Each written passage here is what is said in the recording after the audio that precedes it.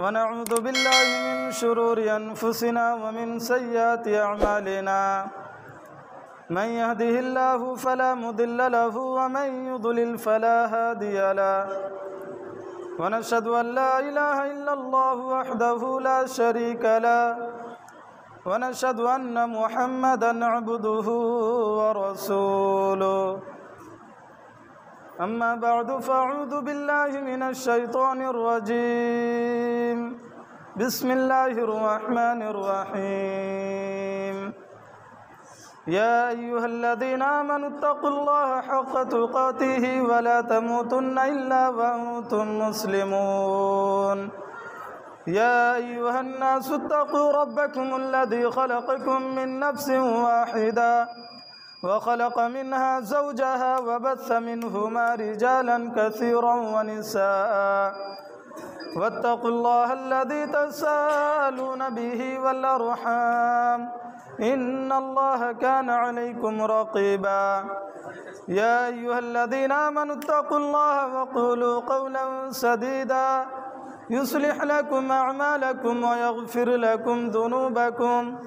ومن يطع الله ورسوله فقد فاز فوزا عظيما أما بعد فإن خير الحديث كتاب الله وخير الهدي هدي محمد صلى الله عليه وسلم وشر الأمور محدثاتها وكل محدثة بدعة وكل بدعة ضلالة وكل ضلالة في النار أعوذ بالله من الشيطان الرجيم يوم نقول لجهنم هل امتلأت وتقول هل من مزيد وأزلفت الجنة للمتقين غير بعيد هذا ما توعدون لكل أواب حفيظ من خشي الرحمن بالغيب وجاء بقلب منيب ادخلوها بسلام ذلك يوم الخلود لهم ما يشاءون فيها ولدينا مزيد قال الله تبارك وتعالى في القرآن المجيد والفرقان الحميد اقرأ باسم ربك الذي خلق خلق الإنسان من علق اقرأ وربك الأكرم الذي علم بالقلم علم الإنسان ما لم يعلم وقال تعالى في موضع آخر يا أيها الذين آمنوا لا تلهكم أموالكم وأولادكم عن ذكر الله محترم حاضرین جمعہ، بزرگوں، ملت اسلامیہ کے نوجوانوں، ہم عمر دوستوں، پیارے بچوں، گھروں سے سماعت فرمانے والی پردہ نشین خواتین حضرات، ملت اسلامیہ کے میری ماں اور بہنوں، سب سے پہلے پہلو رب کائنات کی حمد و توصیف، کبریائی و بڑائی لائق و زیب ہے، جس نے ہم تمام کو اشرف المخلوقات بنا کر پیدا کیا، اور یقیناً میری اور آپ کی زندگی کا مقصد جن کی بندگی ہے، اس رب کائنات کے لیے تمام قسم کی تعریف و توصیف ہے۔ پڑھیے الحمدللہ رب العالمین۔ پھر تمام انبیاء کرام علیہم السلام پر درود و سلام ہو کہ جن کو اللہ تبارک و تعالیٰ نے دنیا انسانیت کی رہنمائی رہبری کے لیے اس زمین پر اور اس دنیا میں مبعوث فرمایا۔ اسی انبیاء کرام کی آخری کڑی میرے اور آپ کے پیارے نبی محمد صلی اللہ علیہ وسلم پر لاکھوں کروڑوں درود ہوں کہ جن کی کوششوں اور کاوشوں سے ہم تک اسلام کا پیغام پہنچا صلی اللہ علیہ وسلم۔ حاضرین، ابھی میں نے آپ کے سامنے خطبہ مسنونہ کے بعد قرآن کریم کی ایک ایسی آیت کی تلاوت کی کہ اللہ تبارک و تعالیٰ نے جب اپنی مقدس کتاب قرآن کریم کو، آخری صحیفہ قرآن مجید کو اس دنیا پر نازل کیا، اللہ کے نبی صلی اللہ علیہ وسلم پر نازل کیا، تو اللہ تبارک و تعالیٰ نے حضرت جبرائیل علیہ السلام کے ذریعے بھی سب سے پہلے اسی آیت کو دے کر بھیجا کہ اللہ کے نبی صلی اللہ علیہ وسلم پر ان آیتوں کی تلاوت کرو۔ اللہ کے نبی صلی اللہ علیہ وسلم کو یہ آیتیں سکھا کر آؤ۔ وہ یہی آیت تھی جو میں نے آپ کے سامنے خطبہ مسنونہ کے بعد پڑھا، اقرأ بسم ربک الذی خلق خلق الانسان من علق اقرأ وربک الاکرم الذی علم بالقلم علم الانسان ما لم يعلم۔ حاضرین جمعہ، یقیناً علم کی اہمیت اور فضیلت سے کوئی بھی صاحب عقل انسان جس کے پاس تھوڑا سا بھی عقل ہو، کچھ بھی سوچ اور سمجھ سکتا ہو، ایسا انسان کبھی بھی علم کی اہمیت اور فضیلت سے انکار نہیں کر سکتا ہے۔ یقیناً علم کی اہمیت، افادیت اور فضیلت اپنی جگہ مسلم ہے، اور یہ بات بھی طے شدہ ہے، مسلمہ حقیقت ہے کہ اگر دنیا کے اندر انسان صحیح معنی میں انسان کہلاتا اسی وقت ہے جب اس کے پاس علم ہو۔ علم کے بغیر ایک انسان نہ تو صحیح طور پر دنیا کے اندر اور نہ آخرت کے اندر کامیاب ہو سکتا ہے، اور نہ دنیا کے اندر ایک کامیاب انسان کہلا سکتا ہے۔ ایک کامیاب انسان کہلانے کے لیے ضروری ہے وہ انسان علم کے میدان میں تعلیمی لیاقت کے اعتبار سے، تعلیمی صلاحیت کے اعتبار سے دنیا کے بامی عروج پر پہنچے اور تعلیمات کو حاصل کرے، علم سے اپنے تعلقات کو، اپنے دل کو جوڑے، اپنے تعلقات کو بڑھائے۔ حاضرین، یقیناً آپ دنیا کی تاریخ کا بھی اگر آپ مطالعہ کریں گے، یا سوشل میڈیا پر اگر آپ کی نظر ہو، انٹرنیٹ پر اگر آپ کی گہری نظر ہو، اگر آپ کی پکڑ ہو، تو آپ دنیا کی کوئی بھی تاریخ اٹھا کر دیکھیں، یا دنیا کا کوئی بھی قوم اٹھا کر دیکھیں، تو یقیناً دنیا کے اندر اگر رد و بدل ہوا، دنیا کی تاریخ میں اگر انقلاب برپا ہوا، یا دنیا کے قوم اگر دنیا کے ترقی کے بامی عروج پر پہنچا، تو اس کے لیے ایک ہی سبب ہے، یا اس کے پیچھے ایک ہی ہاتھ ہے کہ دنیا کی تاریخ نے، دنیا کے قوم والوں نے تعلیم اور علم کے میدان میں آگے بڑھا۔ اسی لیے اللہ تبارک و تعالیٰ نے خود اللہ کے پیارے نبی صلی اللہ علیہ وسلم پر اپنی مقدس کتاب قرآن کریم کا آغاز، اور اللہ کے نبی صلی اللہ علیہ وسلم پر اپنی وحی کا آغاز اسی تعلیم و تعلم سے کرتا ہے۔ حضرت جبرائیل علیہ السلام اللہ کے نبی کے پاس آتے ہیں، اقرأ بسم ربک الذی خلق، قرآن کریم کی پہلی آیت ہے، پہلی آیت کا پہلا لفظ ہے جس پر یہ تعلیم دی گئی، اقرأ، پڑھو، پڑھ، بسم ربک الذی خلق، اپنے اس پروردگار کے نام سے، اپنے اس رب کے نام سے جس نے تم کو پیدا کیا۔ حاضرین، تعلیم کی اہمیت پر گفتگو کرنے کے لیے، تعلیم کی اہمیت پر بات کرنے کے لیے یہی آیت کافی ہے کہ اللہ تبارک و تعالیٰ نے قرآن کریم کی پہلی آیت، اور پہلی آیت کا پہلا لفظ اقرأ، پڑھو کے نام سے شروع کرتا، آغاز کرتا ہے۔ آخر کیا وجہ ہے کہ اللہ تبارک و تعالیٰ اپنے احکامات کے مطابق بھی، اپنے احکامات کی تعلیمات بھی اللہ کے نبی صلی اللہ علیہ وسلم پر پہلی وحی کے طور پر نازل کر سکتا تھا، لیکن کیا کارن ہے، کیا سبب ہے، وجہ کیا ہے کہ اللہ تبارک و تعالیٰ نے اللہ کے نبی پر اقرأ سے اپنی وحی کا آغاز کرتا ہے؟ حاضرین، اس لیے آغاز کرتا ہے کہ انسان علم کے بغیر اللہ تبارک و تعالیٰ کی معرفت کو حاصل نہیں کر سکتا ہے۔ یہی وہ علم ہے کہ جس کے ذریعے انسان اپنے رب کی معرفت کو حاصل کرتا ہے۔ یہی وہ علم ہے کہ جس کے ذریعے انسان اپنے رسول صلی اللہ علیہ وسلم کو پہچانتا ہے، ان کی تعلیمات کو جانتا ہے، اور ایسی علم کے ذریعے انسان اسلام کی تعلیمات کو جان کر اسلام کی تعلیمات کے مطابق اپنی زندگی کو ڈھال سکتا ہے۔ گویا کہ اگر انسان کے پاس علم نہ ہو، صحیح علم، تو پھر وہ کما حق ہو اپنے رب کو پہچان نہیں سکتا، اپنے رسول کو پہچان نہیں سکتا، اپنے دین کو پہچان نہیں سکتا۔ اور جب انسان خالق کائنات کو، اپنے پیدا کرنے والے پروردگار کو، رب کو نہ پہچانے، رسول کو نہ پہچانے، دین کو نہ پہچانے، تعلیمات کو، اسلام کو نہ پہچانے، تو پھر وہ انسان کما حق رب کی بندگی بھی نہیں کر سکتا ہے۔ اسی لیے اللہ تبارک و تعالیٰ نے پہلی وحی کا آغاز اقرا سے کرتا ہے کہ تم علم سیکھو، علم کے ذریعے اپنے رب کو پہچانو، علم کے ذریعے اپنے دین کو پہچانو۔ اور اس کا مقصد یہ بھی بتاتے ہیں علماء کرام کہ اپنی امت کو بالخصوص یہ تعلیم دینا تھا کہ جب تک تم تعلیم حاصل نہیں کرو گے اپنے رب کو کما حق وہ پہچان نہیں پاؤ گے۔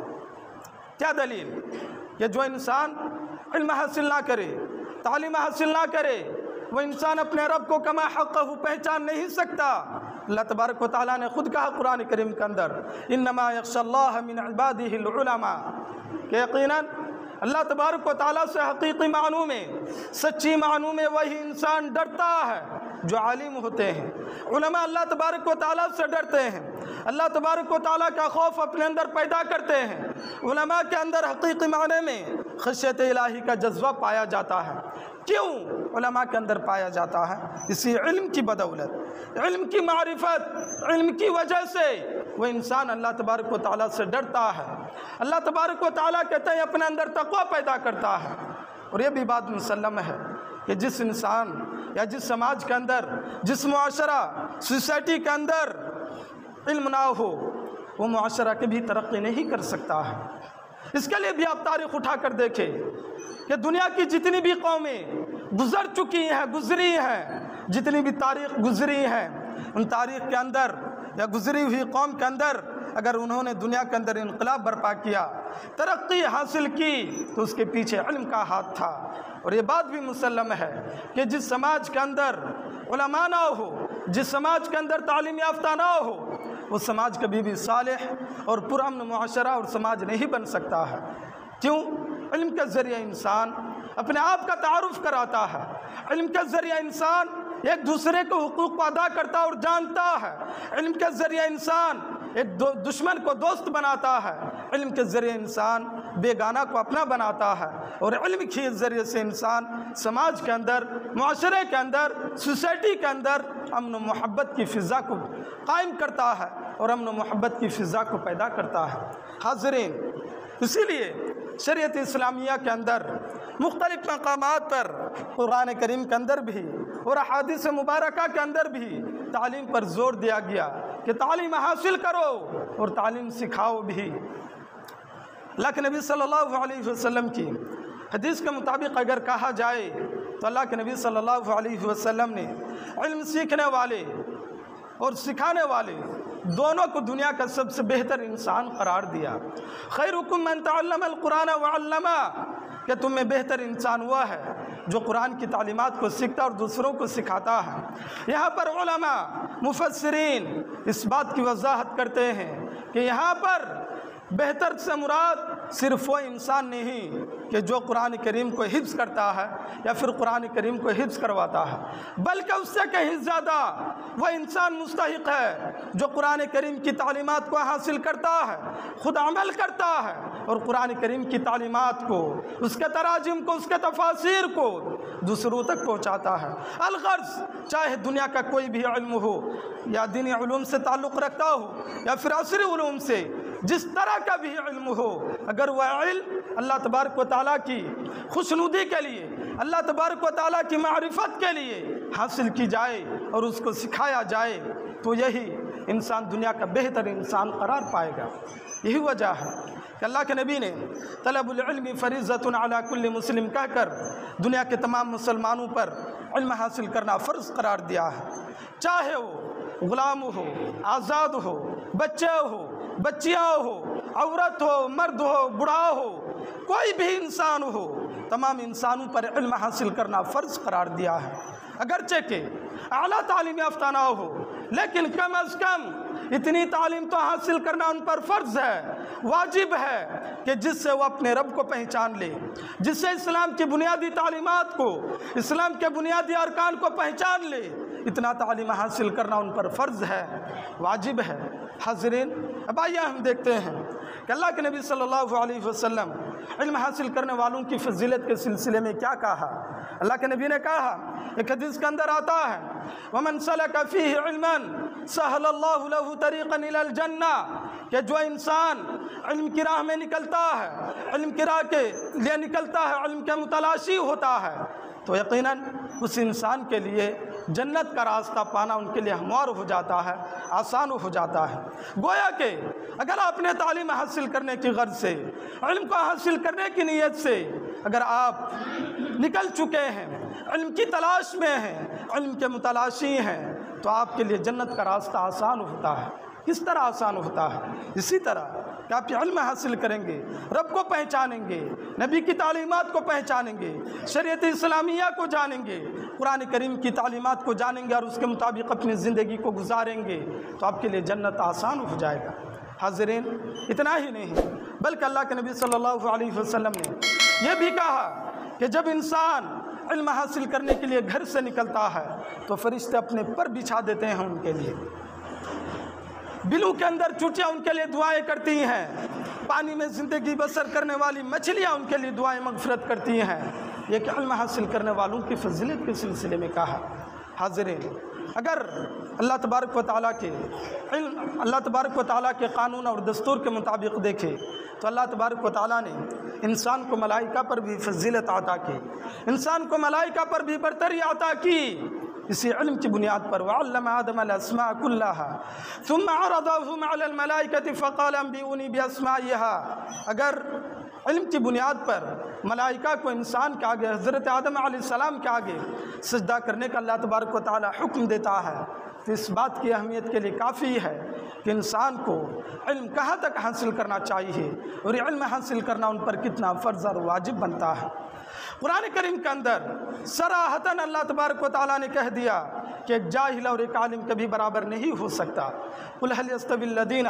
يعلمون والذين لا يعلمون، کہ کبھی بھی ایک جاہل، ایک جاننے والا اور ایک نہ جاننے والا کبھی بھی دنیا کے اندر یا آخرت کے اندر برابر نہیں ہو سکتا ہے۔ اسی لیے اللہ تبارک و تعالیٰ نے خود علم حاصل کرنے والوں کو، علم پانے والوں کو مقام دیا ہے کہ سماج کے اندر، معاشرہ اور سوسائٹی کے اندر وہ لوگ مقام کے مستحق ہیں، رتبہ اور مرتبہ کے مستحق ہیں جو اہل علم ہیں، جن کے پاس جانکاری ہو، جو علم رکھتا ہو اپنے اندر۔ ان کے مقابلے میں جو جہلا ہیں، جو جاہل ہیں، جو نہیں جانتے ہیں، ان کے مقابلے میں خود اللہ تبارک و تعالیٰ نے برتری عطا کی اہل علم کو، علم حاصل کرنے والوں کو۔ یہاں پر علم سے مراد یا اللہ تبارک و تعالیٰ نے برتری صرف دنیا کے حفاظوں کو یا علماء کو نہیں دی، بلکہ اگر کوئی انسان میڈیکل سائنس کے لائن سے پڑھتا ہو، ڈاکٹری، انجینئر، سائنٹسٹ، الغرض دنیا کے کسی بھی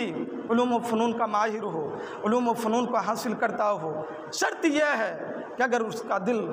اور نیت صاف ہو، خالص ہو، رب کی معرفت کے لیے، رب کی خوشنودی کے لیے، تو ایسے انسان کو اللہ تبارک و تعالیٰ مقام دیتا ہے، اور ایسا انسان بھی اس آیت کے زمرے میں شامل ہوتا ہے۔ یرفع اللہ الذین آمنوا منکم والذین اوتوا العلم درجات، کہ اللہ تبارک و تعالیٰ اہل علم کو مقام کو بلند کرتا ہے، اہل علم کے مقام کو اللہ تبارک و تعالیٰ بلند کرتا ہے، ان کے درجات کو بلند کرتا ہے۔ حاضرین، الغرض اگر آپ حدیث اور قرآن کی آیات سے دیکھتے جائیں تو علم کی اہمیت، فضیلت پر بے شمار آیتیں اور بے شمار مقامات ہیں۔ حضرت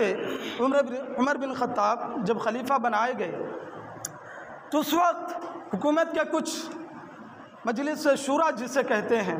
بڑے بڑے صحابہ کرام کو وہاں پر انہوں نے نامزد کیا، منتخب کیا۔ وہیں پر حضرت عبداللہ بن عباس کو بھی منتخب کیا، اس وقت حضرت عباس کو منتخب کیا۔ اس وقت بڑے بڑے صحابہ کرام کو اعتراض بھی ہوا کہ عمر بن خطاب اتنے بڑے بڑے صحابہ کرام کی موجودگی میں مجلس شورا کے لیے آپ نے عباس کو منتخب کیا، اس پر ہمارا اعتراض ہے۔ اس بات کا جواب دینے کے لیے حضرت عمر بن خطاب نے ایک میٹنگ رکھی۔ میٹنگ میں جتنے بھی مجلس شورا کے کمیٹی تھے، جتنے بھی رکن تھے، ارکان تھے، ممبر تھے، ان لوگوں سے حضرت عمر بن خطاب نے سوال کیا، اذا جاء نصر اللہ والفتح ورأيت الناس يدخلون في دين الله افواجا فسبح بحمد ربك واستغفر انه كان توابا۔ اس آیت کا مطلب کیا ہے، مفہوم کیا ہے؟ مجلس شورا کے ارکان نے، ممبران نے، کمیٹی نے جواب دیا کہ اس آیت کے اندر اس بات کی تعلیم دی گئی کہ جب دین پھیل جائے گا، لوگ جوق در جوق اسلام کے اندر داخل ہونے لگیں گے تو ایسے موقع پر آپ اسلام کو فتح نصیب ہو جائے گی، تو ایسے موقع پر آپ اللہ تبارک و تعالیٰ کے لیے ذکر و اذکار کیجئے، نماز پڑھیے، اللہ تبارک و تعالیٰ کی پاکی حمد اور کبریائی بیان کیجئے۔ یقیناً تفسیر کے اعتبار سے کوئی غلط تفسیر نہیں تھا صحابہ کرام نے جو جواب دیا، یقیناً انہوں نے آیت کے یا سورہ کے مفہوم کو بیان کیا، لیکن گہرائی تک انہوں نے نہیں پہنچا۔ حضرت عمر بن خطاب نے عباس سے سوال کیا کہ ہکذا تقول یا ابن عباس، کہ تم بھی کچھ کہنا چاہو گے اس سلسلے میں؟ تو حضرت عباس نے کہا کہ سورت کا مطلب میں جو سمجھتا ہوں کہ سورت کے ذریعے اللہ تبارک و تعالیٰ اس بات کی طرف اشارہ کر رہا ہے کہ اللہ کے نبی صلی اللہ علیہ وسلم کا وفات کا وقت قریب آ گیا ہے، اور یقیناً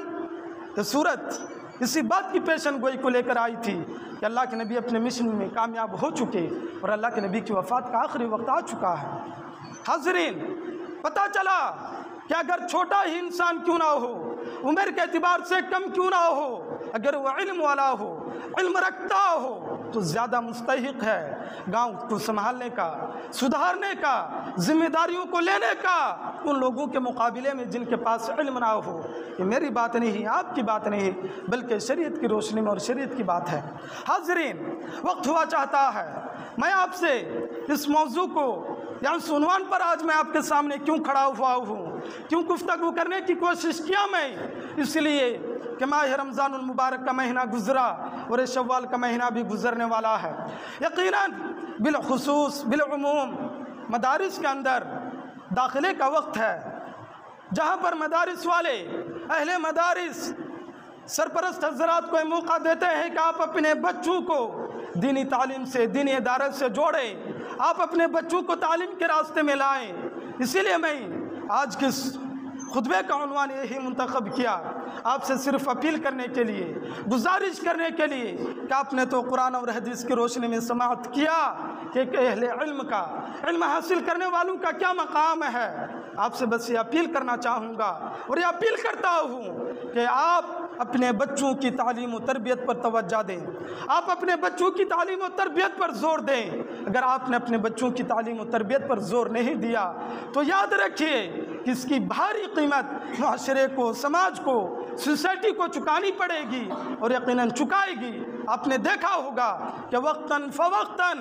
تعلیم یافتہ ہمارے سماج کے اندر نہ ہونے کی وجہ سے، علم کا فقدان پایا جانے کی وجہ سے یہ سماج، یہ گاؤں، یہ معاشرہ اس کی بھاری قیمت وقتاً فوقتاً بستی چکاتی ہے اور ادا کرتی ہے۔ آگے چل کر اگر ابھی بھی آپ ہوش میں نہ آئیں، اپنے بچوں کو تعلیم و تربیت کے راستے میں نہ لگائیں، تو یقیناً مستقبل میں آنے والی یہ قوم، آنے والے آپ کے یہ بچے، آنے والی یہ نئی نسل آپ کو کبھی نہیں بخشے گی، اور یاد رکھیے کہ آپ کو لعن طعن کرے گی۔ یہی آپ کی اولاد جو آپ کی اولاد ہے، یہی کل ہو کر آپ کو برا بلا کہے گی کہ ہمارے والدین نے، ہمارے سرپرست نے، ہمارے ذمہ داروں نے ہمیں تعلیم و تربیت کی طرف توجہ نہ دلائی تھی۔ حاضرین، بیدار ہوئیے،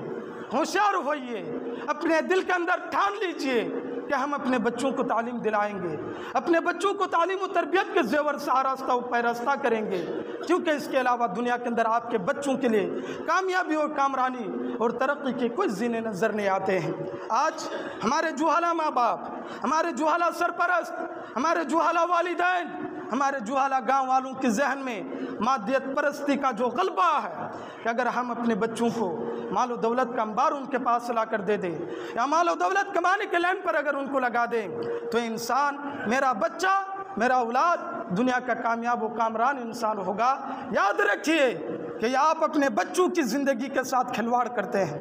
آپ اپنے بچوں کی زندگی کو برباد اور تباہی کے دہانے پر کھڑا کرتے ہیں کہ چھوٹی عمر سے آپ ان کو کمانے پر لگائیں اور ان کے لیے مال و دولت جمع کر دیں، ان کو تعلیم و تربیت کے زیور سے آراستہ نہ کریں۔ یہ مال و دولت نہ تو آپ کے لیے فائدہ مند ہے، نہ آپ کے بچوں کے لیے، کیونکہ علم کے بغیر انسان نہ تو با کردار بنے گا، نہ ان کے پاس کیریکٹر ہوگا، نہ ان کے پاس اخلاق ہوگا، نہ ان کے پاس تہذیب ہوگی، نہ ثقافت کے میدان میں ہوگا، تو آخر مال و دولت کس کام کا؟ حاضرین،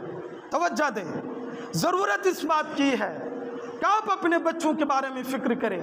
آپ اپنے بچوں کے مستقبل کے بارے میں سوچیں، اور حقیقی معنی میں اگر آپ صحیح طور پر ایک باپ کہلانے کے مستحق ہونا چاہتے ہیں تو اس کے لیے ضروری ہے کہ آپ اپنے بچوں کے فیوچر کے بارے میں، مستقبل کے بارے میں سوچیں، اور بچوں کے مستقبل کے بارے میں علم سے بہتر کوئی باپ، کوئی ماں، کوئی والدین سوچ نہیں سکتا۔ آپ اگر صحیح طور پر ماں باپ کہلانے کے مستحق چاہتے ہیں تو اپنے بچوں کو تعلیم کے راستے پر زور لگائیں۔ آج ہمارے سماج کے اندر ہوتا یہ ہے کہ بچوں کو تعلیم کے میدان میں بچپن میں اسکول مدرسہ بھیجتے ہیں،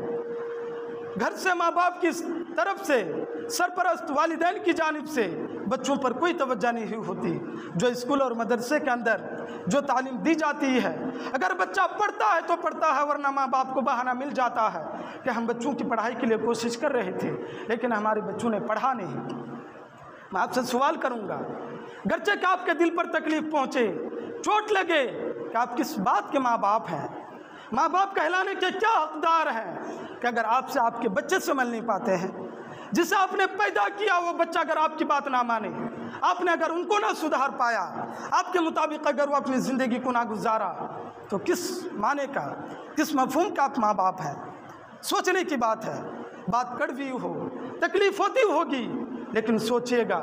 کہ آخر اگر آپ اپنے بچوں کو کنٹرول نہیں کر سکتے ہیں، اپنے بچوں کو سدھار نہیں سکتے ہیں، تو آپ سے دنیا کے اندر کیا ہو پائے گا؟ وہ ماں باپ بہانہ تلاش کرتے ہوئے اپنے چھوٹے بچوں کو بدیش بھیجتے ہیں۔ افسوس کی بات تو یہ ہے کہ اگر آپ کا بچہ نہیں پڑھتا ہے تو ٹھیک ہے، ہر کسی کے بس کی بات نہیں، کوئی شکشا کو، تعلیم کو اپنے پیٹ کے اندر ہضم کر لے، اتنا آسان کام نہیں۔ یقیناً ہر کوئی تعلیم حاصل نہیں کر سکتا ہے، لیکن کوشش کے باوجود، محنت کے باوجود اگر آپ کا بچہ پڑھتا نہیں، پڑھنے کے لائق نہیں ہو پاتا، کمزور ہے، آپ اس کو کام کے میدان میں لگائیے۔ ضروری نہیں پڑھانا،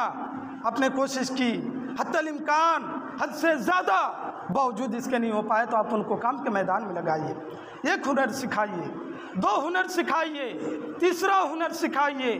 یہ دنیا ہنر کا دنیا ہے، فنکاری کا دنیا ہے۔ جس کے پاس فن ہو، ہنر ہو، اس انسان کو دنیا پوچھتی ہے، ان کو ویلو دیتی ہے، ورنہ پوچھے گی نہیں دنیا۔ لیکن آج ہم اور آپ، ہمارے ماں باپ، ہمارے جوہل سرپرست 7 سال، 10 سال، 12 سال کی عمر کو پہنچتے ہی جے پور بھیج دیتے ہیں۔ یاد رکھے گا، جے پور بھیجنے والے جتنے بھی ماں باپ ہیں اپنے بچوں کی زندگی کو برباد کرتے ہیں، اس لیے کہ آپ نے تو ان کو پڑھایا نہیں، یا پھر از سر نو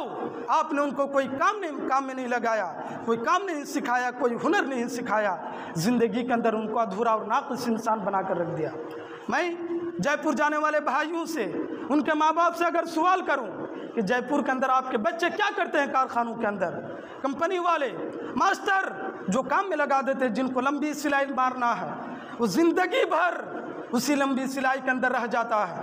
جن کو جیب لگانے کی ذمہ داری دیتے ہیں، وہ زندگی بھر اسی جیب کو لگانے کے پیچھے رہ جاتا ہے۔ جن کو کالر استعمال کرنے کی ذمہ داری دیتے ہیں، وہ اسی کالر کے پیچھے رہ جاتا ہے۔ کیا آپ کے بچے اسی کے مستحق ہیں کہ زندگی بھر دوسروں کی غلامی کرتا رہے؟ آپ کے بچے اس لائق نہیں بن سکتے، ان کے اندر بھی کوئی ہنر آئے، کوئی فن آئے، اور مستقبل میں جا کر وہ خود ایک کام کا مالک بن جائے، خود مختار بن جائے، اور دوسروں کو اپنے ماتحت میں رکھے، نہ کہ خود اپنے ماتحت میں، خود دوسروں کے ماتحت میں غلامی کی زندگی بسر کرے۔ حاضرین، یہ بچے تو آج آپ کو 10,000 12,000 انڈین مہینہ دیتے ہیں، آپ خوش ہو جاتے ہیں۔ آپ کتنے دن ہیں ان کے ساتھ؟ 10 سال 20 سال، آپ مر جائیں گے، چلے جائیں گے، لیکن اس کے بعد آپ کا بچہ کیا کرے گا؟ کیا شادی کے بعد، آل و اولاد ہونے کے بعد، بال بچوں کا مالک ہونے کے بعد جے پور کے اندر جا کر یہی لمبی سلائی مارے گا، یہی جیب لگوائے گا؟ کیا اس کا حق نہیں کہ آپ ان کو ہنر سکھائیں؟ اپنے ملک کے اندر، اپنے گاؤں کے اندر، اپنے سماج کے اندر رہتے ہوئے اپنے ہنر اور اپنے فن کے ذریعے کچھ کرے۔ حاضرین، وقت ہوا چاہتا ہے، بس میں آپ سے یہی اپیل کروں گا کہ آپ اپنے بچوں کی کمائی پر توجہ نہ دیں۔ آپ کو اگر سمپتی بیچنی پڑتی ہے، بیچیے، کیا کریں گے؟ آپ قبر میں نہیں لے جائیں گے؟ آپ تو آخر انہی بچوں کے لیے سمپتی جمع کرتے ہیں، آپ انہی بچوں کے پیچھے ان سمپتیوں کو خرچ کر کے دنیا سے چلے جائیے، اللہ تعالیٰ آپ کو ثواب سے نواز دے گا، آپ کے بچہ آپ کو دعاؤں سے نواز دے گا۔ لیکن آج آپ تو دنیا سے جائیں گے، اپنے بچوں کے پیچھے، اپنے بچوں کے لیے جو سمپتی جمع کرتے ہیں، یہ بچے بھی کل آپ کو برا بلا کہیں گے، اور آخرت کے دن بھی اللہ تعالیٰ آپ سے سوال کرے گا کہ آپ نے اپنے بچوں کی تعلیم و تربیت کے پیچھے خرچ نہیں کیا تھا۔ حاضرین،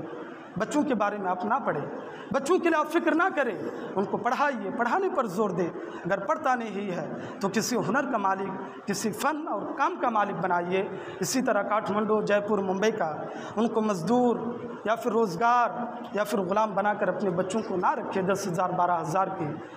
لالچ میں اپنے بچوں کی زندگی کو بنائیے۔ میں آپ سے پھر دوبارہ یہی اپیل کروں گا کہ اپنے بچوں کی تعلیم و تربیت کی طرف توجہ دیں۔ اسکول اور مدارس جو بھی ہیں آپ کے گاؤں کے اندر، ان اسکول اور مدارس کی طرف دھیان دیں، ان کو آپ مضبوط کریں، کیونکہ یہی آپ کے بچوں کے مستقبل کا ایک اہم ذریعہ ہے۔ یہاں پر پڑھانے والے چاہے اسکول ہو یا مدرسہ ہو یا مکتب کے اندر ہو، پڑھانے والے علماء کرام کی آپ قدر کریں، ان کی عزت کریں، آپ ان کی حفاظت کریں اور ان کو جو مقام دینا چاہیے ان کو مقام دیں، تب جا کر آپ کے بچے صحیح طور پر علم حاصل کر سکتے ہیں، آپ کے بچے کو صحیح طور پر کامیاب انسان بنا سکتا ہے۔ اور میں یہاں پر بالخصوص گرچہ کہ شاید میں اس کا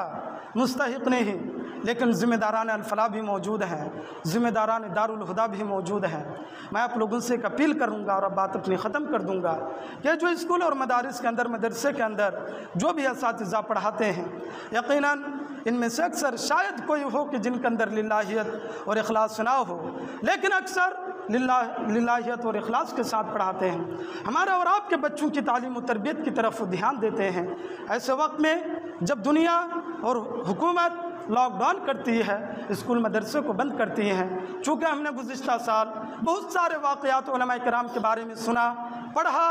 دیکھا کہ علماء کرام اپنی روزگاری نہ ہونے کی وجہ سے، ان کے گھر نہ چل پانے کی وجہ سے بیچارے علماء کرام، یہ ٹیچرز یا اساتذہ کرام خودکشی کرنے پر مجبور ہوئے ہیں۔ اور افسوس ان ذمہ داروں پر دل کی گہرائیوں سے ملامت کرتا ہوں، مذمت کرتا ہوں ان ذمہ داروں کا، ان اہل مدارس، اہل اسکولوں کا جو ان لاک ڈاؤنوں کے اندر اپنے اساتذہ کی تنخواہ کو کاٹتے ہیں۔ یقیناً یہ آپ کا حق نہیں، اللہ تعالیٰ آپ سے پوچھے گا۔ آپ کے جو اساتذہ ہیں، آپ کے مدرسے کے اندر پڑھا کر جو 5,000 10,000 ملتا ہے، انہیں سے اپنے بال بچوں کو پالتے ہیں۔ اگر آپ نے لاک ڈاؤن کی وجہ سے کہ آپ تو پڑھاتے نہیں، آپ کی سیلری کس بات کا، اللہ تعالیٰ کو آپ جواب دینے کے لیے تیار ہو جائیے۔ ان کا کوئی الگ سے بزنس نہیں کہ اپنے بال بچوں کو پالے۔ ان باتوں پر دھیان دیجیے۔ اللہ تعالیٰ ہم تمام کو علم حاصل کرنے کی توفیق عطا فرمائے۔ اللہ تبارک و تعالیٰ ہمارے سماج کو، معاشرے کو تعلیم یافتہ سماج اور معاشرہ بنائے۔ اللہ تبارک و تعالیٰ علم حاصل کر کے ہمارے سماج اور معاشرے کو پرامن معاشرہ اور سماج بنائے، آمین۔ بارک اللہ لنا ولکم فی القرآن العظیم ونفعنا وإیاکم بالآیات والذکر الحکیم، انہ تعالیٰ جواد کریم ملک بر رؤوف الرحیم۔